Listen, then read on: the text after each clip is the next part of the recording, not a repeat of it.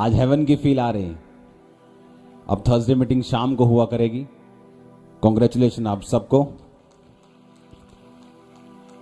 अपने पड़ोसी से बोलो, अगर तू छुटकारा चाहता है, गूंज कम करो इसकी, तो परमेश्वर के वचनों को सुन।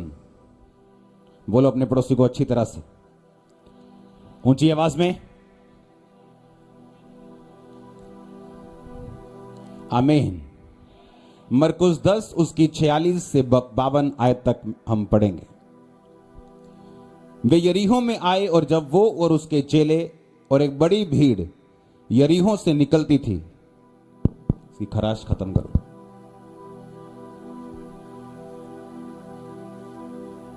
तो तिमाई का पुत्र बर तिमाई एक अंधा भिखारी सड़क के किनारे बैठा था। जब वह सुनकर कि यीशु नासरी है, पुकार पुकार कर कहने लगा, हे दाऊद की संतान यीशु मुझ पे दया कर। तब बहुतों ने उसे डांटा कि चुप रहें, परंतु वह और भी पुकारने लगा, हे दाऊद की संतान मुझ पे दया कर। तब यीशु ने उठकर कहा, उसे बुलाओ। और लोगों ने उस अंधे को बुलाकर उससे कहा, ढाढ़स बांध, उठ, वह तुझे बुलाता है। तब वह कपड़ा फेंककर शीघ्र उठा और यीशु के पास आया। इस पर यीशु ने उससे कहा, तू क्या चाहता है कि मैं तेरे लिए करूं? अंधे ने उससे कहा, हे रब्बी, कि मैं देखने लगूं। यीशु ने उससे कहा, चला जा, तेरे विश्वास ने तुझे चंगा किया है। वह तुरंत देखने लगा और मार्ग में उसके पीछे हो लिया। अपनी आंखों को बंद करके अपने हाथों को उठा, खुदावंद को बोलो, खुदावंद ये वचन जब मेरी आत्मा में जाए, ये 100 गुना फलों को लेके आए। मांगो ऊंची आवाज में।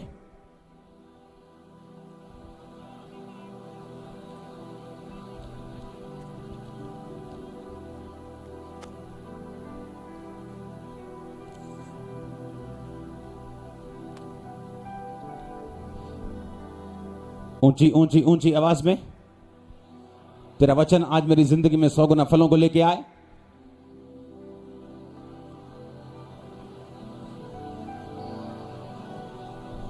प्रभु यीशु मसीह के सामर्थ्य नाम में हम मांगते हैं। इस वचन को समझाने के लिए मुझे आपको दिखाना पड़ेगा कुछ। 2 जने मुझको चाहिए, और 2 जने आ जाओ, आ जाओ, तुम आज दोनों आ जाओ, आ जाओ, आ जाओ। ए तू हट जा यहां से, अब तू वापस मत आना। ए लड़के, ए सिक्योरिटी, चल भाग भाग भाग भाग भाग जा, भाग भाग भाग भाग। तुमको मालूम नहीं मैं ईशा, भाग भाग जा, आ जाओ। 2 जने बस, तुम जाओ। ये ठीक, ओके।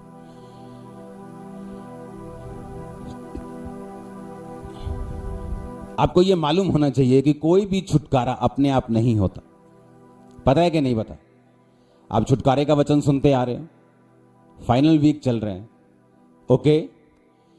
कोई भी छुटकारा, उसके लिए कीमत है, उसके लिए स्ट्रेटजी है, प्लान है और विल है, इच्छा छुटकारा लेने की।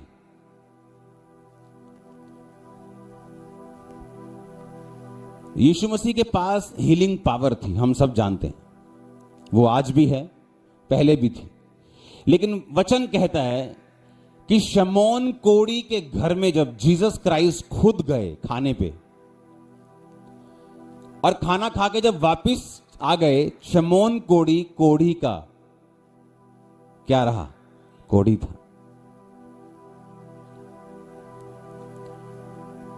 और ऐसे भी लोग थे जो जीसस क्राइस्ट जब उस जगह पे जा रहे थे, तो जस्ट रास्ते में उसको छूकर वो चंगे हो रहे थे, और कोढ़ से भी बड़ी बीमारियों से हील हो रहे थे। कितने इस बात को समझ रहे हैं? इसका मतलब क्या? जो शमौन था, जब जीसस क्राइस्ट उसके घर में गए, तो प्रभु ने एक वचन बोला है। परमेश्वर ने कहा, अगर तुम मेरे दास को भविष्यद्वक्ता समझो और उसे उसकी तरह ग्रहण करो, तो तुम उसका बदला पाओगे। अगर तुम उसे पाजी समझो, पाजी, तो तुम पाजी का बदला पाओगे। अगर तुम उसको प्रेरित समझते हो, पास्टर समझते हो, टीचर समझते हो, मेंटर समझते हो, तुम उसका बदला पाओगे। अब शमौन जब परमेश्वर को अपने घर बुला के लेके आया, तो परमेश्वर पर ही शक करने लगा क्योंकि एक औरत आके परमेश्वर के पांव को चूमने लगी, अपने बालों से परमेश्वर के पांव को अपने आंसुओं से धोने लगी। वो औरत एक वेश्या थी, पापी थी।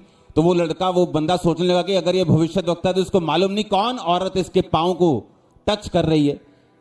और जीसस क्राइस्ट उससे कहने लगे, उसकी मन की बात को समझ के, कि एक व्यक्ति जिसका 500 माफ हुआ और एक व्यक्ति जिसका 5 लाख का कर्जा माफ हुआ, कौन ज्यादा प्यार करेगा? 5 लाख वाला। तो परमेश्वर ने कहा इसका ज्यादा कर्जा माफ हुआ है, इसके ज्यादा पाप माफ हुए हैं, ये ज्यादा बिलीव करती है, इसलिए। और वो जो थोड़ा, समझो बात, कहां है छुटकारा? कहां? मैं आपको प्रूफ करूंगा आज। शिमोन के दिल में क्या था? कि मैं धर्मी हूं। मैं क्या हूं? मैं राइचस मैन हूं। मैं इस औरत की तरह थोड़ी हूं, ये तो वैश्या औरत है। मैं तो राइचस आदमी हूं। और जीसस क्राइस्ट को जज करने लगा, ये क्या है? ये तो इसको मालूम ही नहीं है कौन औरत इसके पांव छू रही है। और जब वो जीसस क्राइस्ट को जज करने लगा, उसको परखने लगा, जो उसको मिलना था वो रुक गया। जीसस को फर्क पड़ा कोई? उसने इसको चंगा नहीं किया तो इसको किया, इसको नहीं किया तो उसको किया। उसको क्या फर्क है? कुएं में से आपने पानी नहीं निकाला, किसी और ने पानी निकालकर अपनी प्यास बुझाई, क्या फर्क पड़ता है? कोई फर्क है क्या? कोई फर्क है? नहीं फर्क। लेकिन प्यासे को फर्क है, जिसको नहीं मिला उसको फर्क है। और किसको नहीं मिला ये मैं आपको बताता हूं।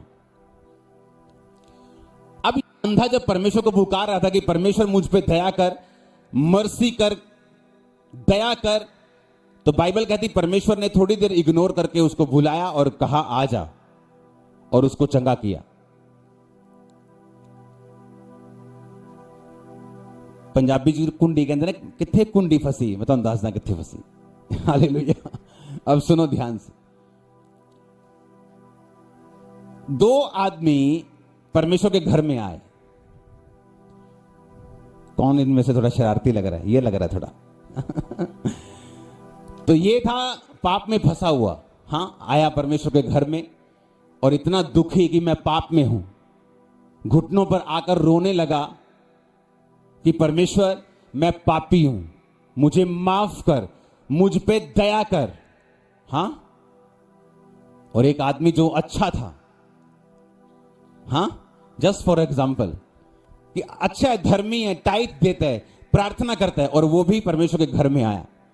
और जब उसने देखा है ये नछेड़ी इत्थे की करदा, और उसने क्या कहा? परमेश्वर मैं इसकी तरह पापी नहीं हूं, मैं टाइट पे करता हूं, मैं बाइबल पढ़ता हूं, मैं रोजे रखता हूं।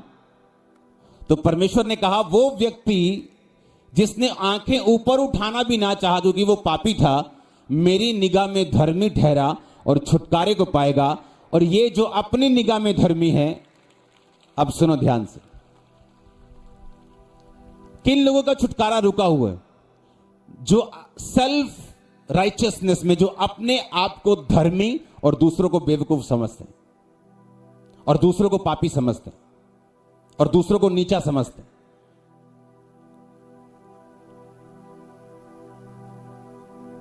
सुनो, इसका मतलब ये नहीं हम पाप करें और माफिया मांगे तो हम अच्छे रहेंगे। No,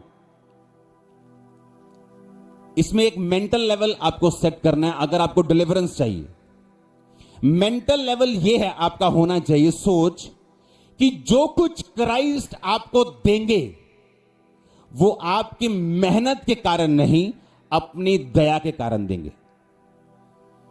okay? लेकिन पौलुस ने क्या कहा? कहता मैं सबसे अधिक कलीसियाओं को स्थापित करने वाला प्रेरित हूं, सबसे ज्यादा गैर भाषाओं को बोलने वाला प्रेरित हूं, सबसे ज्यादा प्रीच करने वाला, सब जगहों में पहुंचने वाला प्रेरित हूं। कहता ये भी उसी का फजल है। जब आपका मेंटल लेवल सेट होता है, बाइबल कहती है अगर आप परमेश्वर से दया की पुकार नहीं करते हैं, आप जितने मर्जी धर्मी हो, आप छुटकारा नहीं पाते।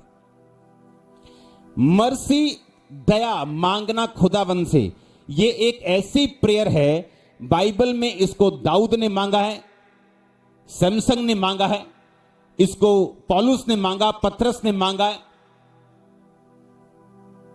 और इसको मांगने से पहले अगर आपके दिमाग में है क्योंकि मैं 6 घंटे प्रार्थना करता हूं तो मुझे परमेश्वर की दया की जरूरत नहीं, तो यही सोच शमौन की तरह और इस धर्मी व्यक्ति की तरह हमारे छुटकारे को रोक के रखती है।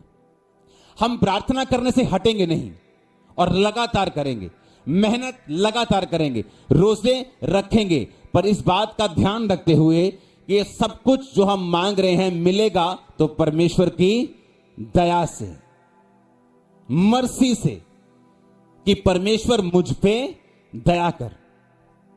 हालेलुया। और इसी वजह से जब आप मर्सी पे डिपेंड करते हैं, दया पे डिपेंड हो जाते हैं कि हे परमेश्वर, हे दाऊद के पुत्र, मुझ पर दया कर, उसने कहा। और बाइबल कहती है जब भी परमेश्वर से आप दया को मांगेंगे, बाइबल कहती है परमेश्वर टूटे हुए और पिसे हुए दिल को तुच्छ नहीं जानता। इन दोनों के लिए तारीफ करो खुदाबंद। जस्ट एग्जाम्पल के लिए है। आमीन। कितने समझ रहे हैं इस बात को कि मैं अगर प्रेयर में हूं, आप अगर प्रेयर में हैं, आपकी जेठानी की प्रेयर 30 मिनट है या उसकी 25 मिनट है या उसकी 20-15 मिनट है, आप उसको पापी मत गिने और अपने आप को धर्मी मत गिने, क्योंकि आपको यह मालूम होना चाहिए कि जो कुछ भी मुझे मिला और मिलेगा वो किसकी दया से मिलेगा? प्रभु की दया से। सोच ये होनी चाहिए। हमें मालूम है मांगो तो दिया जाएगा, मेहनत करेंगे तो फल आएगा, मसीह में की गई मेहनत कभी व्यर्थ नहीं जाती। लेकिन जो पॉइंट मैं कह रहा हूं वो ये है कि हमारे मन में ये बात फिक्स होनी चाहिए कि मुझे परमेश्वर की दया चाहिए, मेरी मेहनत मैं करता रहूंगा, करती रहूंगी, लेकिन अपने दिमाग में इस मेहनत के कारण मैं घमंडी या सेल्फ राइचियसनेस में, स्वयं की धार्मिकता में मैं नहीं जाऊंगा कि जिसमें मैं अपने आप को धर्मी और दूसरों को पापी समझूं। हालेलुया। है वो धर्मी था, टाइट देता था, विश्वास करता था, प्रार्थना करता था, रोजे रखता था, है वो धर्मी था। लेकिन जब आपके धर्म के काम कि मैं प्रेयरफुल हूं, मैं पवित्रताई में हूं, मैं प्रार्थना में हूं, मैं रोजा रखता हूं, मैं अपना 20% देता हूं 10 की बजाय, लेकिन अगर ये चीजें आपके अंदर फिट हो गई तो परमेश्वर ऐसा सोचता है कि इसको ये लगता है कि इसी की मेहनत के कारण ये सब कुछ ले रहा है, तो वो कई बार छुटकारे को रोक के रखता है जब तक आपको रियलाइज ना हो कि जो कुछ मैं कर भी रहा हूं उसकी मेहनत उसके फजल से कर रहा हूं। और फिर आप दया को मांगते हैं और वो दया को देता है। और ये मेंटालिटी, ये सोच सेट करना बहुत जरूरी है। आमीन। हो सकता है आप बॉर्न क्रिश्चियन हो, लेकिन आपका छुटकारा एक नए पास्टर के हाथों से लिखा हो, जस्ट आपको हम्बल करने के लिए। हालेलुया। ताकि आपको मालूम हो कि परमेश्वर की दया से मैं डिलीवर हो रहा हूं, उसकी मर्सी से मैं आजाद हो रहा हूं। जब जब बाइबल में परमेश्वर के लोगों ने परमेश्वर से दया को मांगा है तो बाइबल कहती है वो टूटे हुए और पिसे हुए दिलों को तुच्छ नहीं जानता। अगर आप टूटे दिल से दया मांगेंगे वो करेगा दया।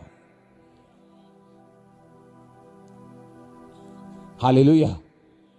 और बाइबल कहती है उस अंधे ने जब परमेश्वर से दया को मांगा कि परमेश्वर मुझ पे मर्सी कर, मुझ पे दया कर। दया का मतलब परमेश्वर आपको वो चीजें देगा जिसके आप काबिल नहीं हो। जब आप दया को मांगेंगे जिसके आप काबिल नहीं हो, वो आपकी लाइफ में वो देगा। और ऐसा कभी कभी होगा ताकि आपको मालूम हो कि सब कुछ परमेश्वर ही है, मेरी मेहनत भी परमेश्वर की वजह से ही है, मेरी पवित्रताई, प्रार्थना, रोजे सब कुछ उसकी दया से ही है, ताकि आपका पूरा ध्यान, आपका पूरा भार परमेश्वर के ऊपर रहे, आपको मालूम हो आपका सोता परमेश्वर है, आपकी प्रेयर नहीं, क्योंकि ये सेटिंग करनी आपकी जरूरी है। हालेलुया। प्रेयर करते हैं हम, हाँ घंटों करते हैं, रोजे रखते हैं, हाँ रखते हैं, बोते हैं, हाँ बोते हैं, लेकिन हमें मालूम होना चाहिए कि ये सब कुछ परमेश्वर की दया से है। जब ये सोच सेट हो जाएगी और हम अपने आप को धर्मी और दूसरे को पापी, जब तक ये चीजें हम छोड़ेंगे नहीं, शमौन की तरह हो सकता है कि जीसस क्राइस्ट के पास रहते हुए भी हम खाली हों। हालेलुया। और दूसरे हमारे सामने डिलीवरेंस को ले रहे हैं और आप बोलते यार ये वही नहीं जिसकी प्रेयर मुझसे 2 घंटे कम है, इसका वीजा कैसे आ सकता है? क्योंकि वो 2 घंटे प्रेयर करके भी प्रभु से कह रहा है प्रभु मेरी 2.5 घंटे प्रेयर नहीं है लेकिन 2 घंटे है, प्लीज मुझ पे दया करना, प्लीज। इतने में परमेश्वर उसको दे रहा है। और 4 घंटे वाला सोच रहा है कि पता नहीं प्रभु को क्या हो गया। ना तो बल से उसकी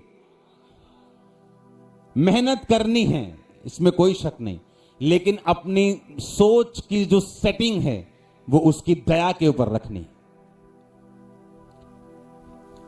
मेरा विश्वास है आप इस वचन को समझ जाएंगे। ये नहीं आप प्रेयर कम कर देंगे, बोलेंगे उसकी दया से सब कुछ होगा, ऐसा नहीं होगा। दया से ही, पर सोच रखनी है वो और करनी है मेहनत।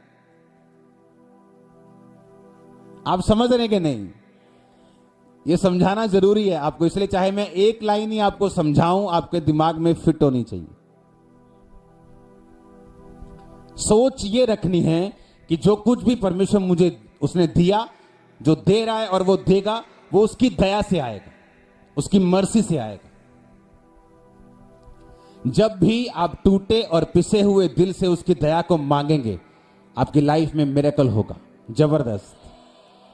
क्योंकि उस समय आपका दिल टूटा, आप ये नहीं प्रभु से कह रहे प्रभु तू क्यों, आप जस्ट उससे दया, उससे मर्सी को, उससे परमेश्वर की दया को मांग रहे, खुदावन मुझ पे मर्सी कर, मुझ पे दया कर, अपने हाथ को बढ़ा, टूटे और पिसे हुए मन से, दिल से, आंसुओं से, दैट्स इट।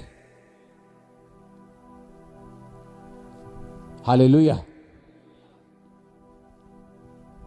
अपने हाथों को उठा के बोलो जीसस क्राइस्ट मुझ पे दया करें,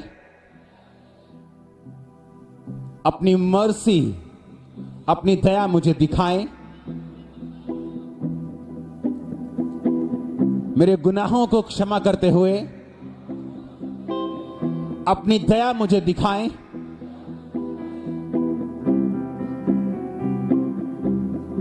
मेरी कमियों को क्षमा करते हुए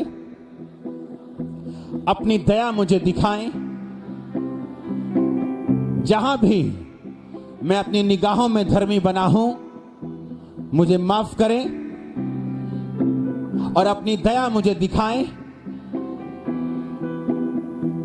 प्रभु यीशु मसीह के सामर्थी नाम में हम मांगते हैं। इसलिए परमेश्वर ने कहा जब तू हम्बल होगा, जब तू दीन होगा और परमेश्वर के हाथ के नीचे तू दीनता से रहेगा, वो उचित समय पर तुझे बढ़ाएगा। हालेलुया। जब बच्चे बाइबल स्टडी करते हैं उन्हें लगता है कि मैं 7 साल बाइबल स्टडी करके आया हूं, मैं तो ऐसे चर्च ग्रो कर लूंगा, मेरे पास पूरा वचन है। और वो स्टडी के ऊपर जब ग्रो करने की कोशिश करते नहीं होती, और फिर वो मांगते दया कि हो प्रभु हो नहीं रहा, कुछ कर, फिर परमेश्वर करते हैं। हालेलुया। अगर पहले ही दिमाग ये मालूम हो कि मैं कुछ नहीं, ये दान वरदान कुछ नहीं, ये बोलना कुछ नहीं, सब कुछ परमेश्वर की मर्सी और दया से हो रहा है, आप जब ध्यान उधर लगा लेंगे और मांगेंगे जो मांगना है, टारगेट रखेंगे जहां जाना है, वो करेंगे जो आपको करना है, जो स्पिरिट में है, जो मेहनत है वो आप करेंगे। वो 10 घंटे की प्रार्थना की चाहे क्यों ना हो, आपकी लाइफ में ऐसा समय आएगा, एक सीजन आता है आपकी लाइफ में जब परमेश्वर का आत्मा आपको 10-10 घंटे, 6-6 घंटे, 8-8 घंटे की प्रार्थना करने के लिए बोलता है। पता है आपको कि नहीं? मेरी लाइफ में था वो सीजन। 8 आवर्स मेरी टीम भागती थी वहां से, शाम को मैं एंटर, इन्हें मालूम था 6 घंटे कहीं हम जा नहीं पाएंगे, धीरे धीरे इशारा करके निकलते थे कि मैं जा रहा हूं। हाँ, वो एक सीजन था वो, और आपको मालूम नहीं होता कि इस सीजन के बाद क्या है, क्यों मैं इतनी प्रेयर कर रहा हूं।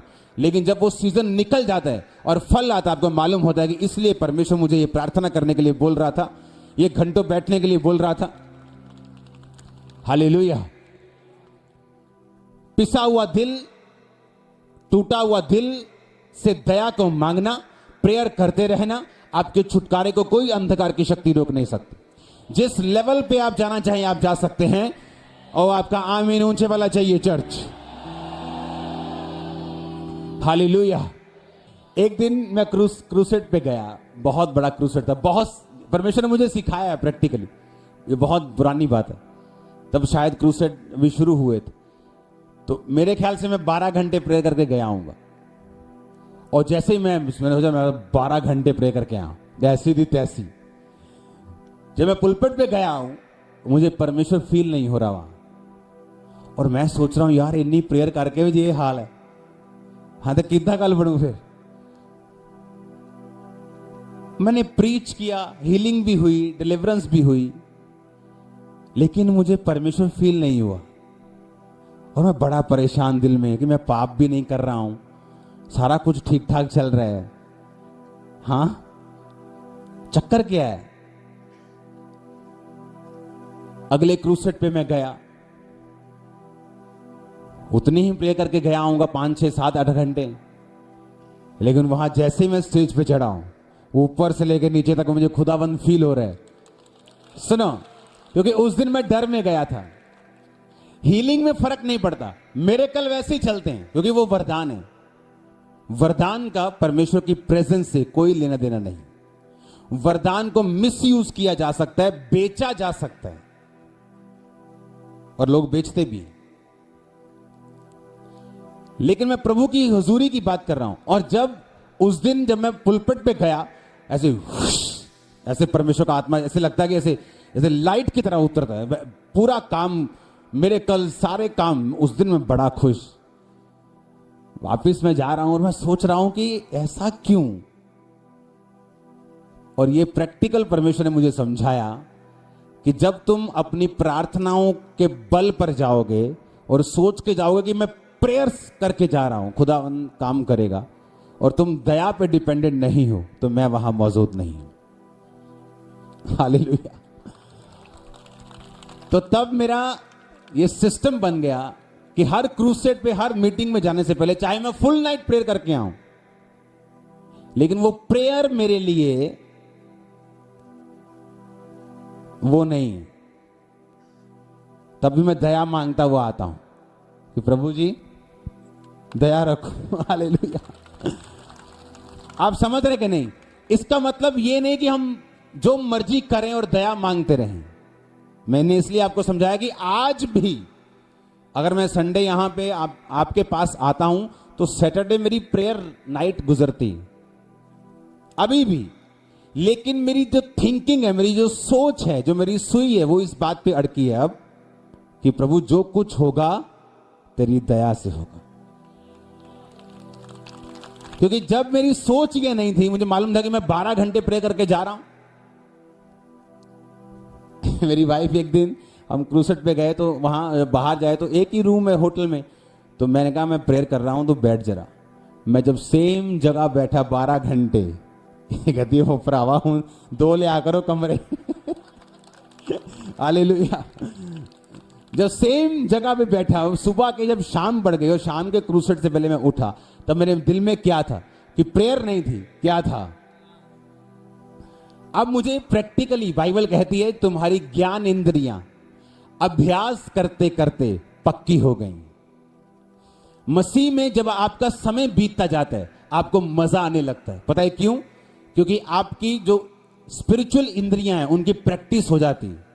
उनको मालूम हो जाता है किधर कौन सा, हाँ, क्या करना है, कौन सी सोच किस जगह पे क्या फिट करना है, कैसे प्रेयर करनी, कैसे मेंटल लेवल से, कैसे माइंडसेट से परमेश्वर के पास जाना है, परीक्षाओं के दिनों में क्या करना है, इन ऐसे तरीकों को कैसे, इन सिचुएशन को कैसे हैंडल।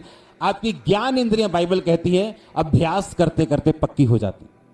आप पहला साल मसीह में होंगे, आप जबरदस्त शैतान के अटैक को फेस करेंगे तरह तरह से। दूसरा साल, तीसरा साल, जैसे 3 साल निकल जाएंगे, 4 साल, 5 साल, 7 साल निकल जाएंगे, मसीह लाइफ इजी होती जाएगी, ब्लेस होती जाएगी, आवाज खुदा की क्लियर होती जाएगी, कंफ्यूजन खत्म होती जाएगी। क्योंकि जो पहले के साल है ना, जब बच्चा छोटा होता है तो माँ की बाप की केयर में चलता है, लेकिन जब वो 3 साल का चलने लगता है, 5 साल का दौड़ने लगता है, 10 साल का साइकिल चलाने लगता है, उसी तरह क्रिश्चियनिटी में आप जस्ट मसीह में आते हैं, मिनिस्ट्री में सो मेनी कंफ्यूजन्स, बहुत सारी चीजें, स्पिरिचुअल लाइफ में कंफ्यूजन, क्योंकि आप छोटे हैं, आप चीजों को समझ नहीं पा रहे। जैसे ही आप बड़े होंगे आप समझना शुरू कर देंगे, और मैं आपको बड़ा कर रहा हूं स्पिरिट में। आमीन। अब आपको मालूम होगा कि आप मर्सी पे डिपेंडेंट हैं, आप दया पे डिपेंडेंट हैं। आप चाहे धर्मी हैं, चाहे आप बिल्कुल क्लीन लाइफ जी रहे हैं, लेकिन आपका जो माइंड सेट है वो दया पे टिका हुआ है। हालेलुया। और जब आपका माइंड सेट हो जाएगा दया के ऊपर, मर्सी के ऊपर, तो बाइबल कहती है वो टूटे और पिसे हुए दिल को तुच्छ नहीं जानता। मर्सी कोई मांगे, दया कोई मांगे, खुदावंद उससे मना नहीं करता। क्योंकि दया जो आप मांग रहे हो, आप दया का मतलब है कि परमेश्वर मैं काबिल नहीं हूं, मैं पापी हूं, मुझ पे दया कर। That's it. उसमें आपने कितनी प्रेयर की परमेश्वर देखता नहीं, आपने दया मांगी, उसने दया की। जो आपने प्रेयर की, फास्टिंग की, वो आपका प्लस पॉइंट। आमीन। तब से जब मैं क्रूसेड पे जाता तब मुझे मालूम होता है कि मुझे दया से जाना है, प्रेयर से नहीं जाना। प्रेयर करता हूं मैं, फास्टिंग करता हूं, तैयारी करता हूं, बाइबल पढ़ता हूं, पूरी टीचिंग बाइबल पढ़ता हूं, सारा तैयारी मैं करता हूं, लेकिन जो दिमाग में मेरे माइंड सेट है वो दया का है।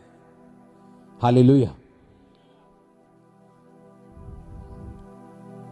आमीन। आप जानते कई पास्टर जब पुलपिट पे जाते हैं उनको ये दिखाना होता है कि सब दूसरे पापी लोग, दूसरे सब प्रचारक गलत कर रहे हैं। और जब वो प्रीच करना शुरू करते हैं, परमेश्वर का आत्मा लोगों को छूता नहीं, हील नहीं करता, चंगा नहीं करता, डिलीवर नहीं करता, क्योंकि उनका माइंडसेट वही शमोन वाला है। और कोड़ी के कोड़ी खुद रह गए, और समझने के लिए खुद में धर्मी हैं, टीचर हैं, लेकिन कोड़ी के कोड़ी हैं अभी भी। हालेलुया। परमेश्वर ने कहा जब तुम दूसरों को अपने से बेहतर समझोगे तो ये बात आपको समझ आएगी कि आप फिर मर्सी के, दया के हकदार हैं। आमीन।